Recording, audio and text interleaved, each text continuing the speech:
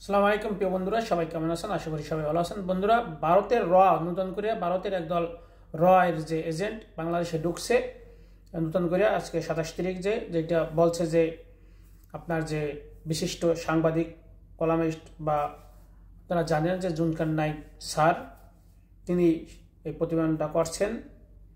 যে আমরা আপনাদের বলতে আসি যে কী কী তিনি বলছেন।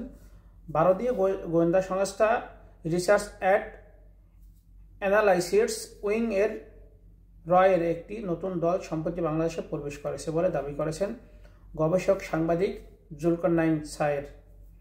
আজ 27 ফেব্রুয়ারি নিজের ফেসবুক পোস্টে তিনি আগের একটি পোস্ট শেয়ার করে লিখেছেন, সম্প্রতি এদের আরেকটা দল দেশে প্রবেশ করেছে ভিন্ন বেশে বিস্তৃত কমেন্টে।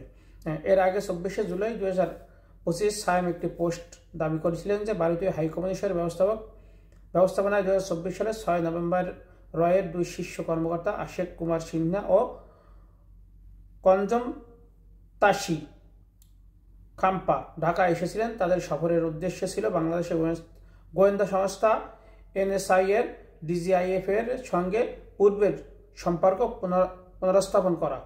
সায়েমের দাবি অনুযায়ী ওই সফরের এর কর্মকর্তারা আশানুরূপ সাড়া না পেয়ে হতাশ হন এবং বাংলাদেশে তাদের গোপন নেটওয়ার্কের নিষ্ক্রিয় করার পরামর্শ পান। তবে নতুন প্রবেশ করা দলটি তারা এবং তাদের উদ্দেশ্য কী এ বিষয়ে বিস্তৃত তথ্য জানাতে কমেন্ট সেকশনে আলোচনা করার উল্লেখ করেন স্যার। তবে তার দাবি সত্যতা নিয়ে কোনো সরকারি বা স্বতন্ত্র সূত্র থেকে এখনও নিশ্চিত হওয়া যায়নি। যেটা বলছে যে জুলকার নাইক স্যার যেটা বলছে যে ভারতের নতুন করে যে 24 সালে যে গণ অভ্যুত্থানের পরে একটা রয়্যাল এজেন্ট আসছিল বাংলাদেশের এনএসআই বা সিএসআই এর সাথে, তারা যোগাযোগ করে কিভাবে সম্পর্ক উন্নয়ন করা যায় বা কিভাবে তাদেরকে সহযোগিতা করা যায়, সেখান থেকে আশানুরূপ তারা সাড়া পায় নাই।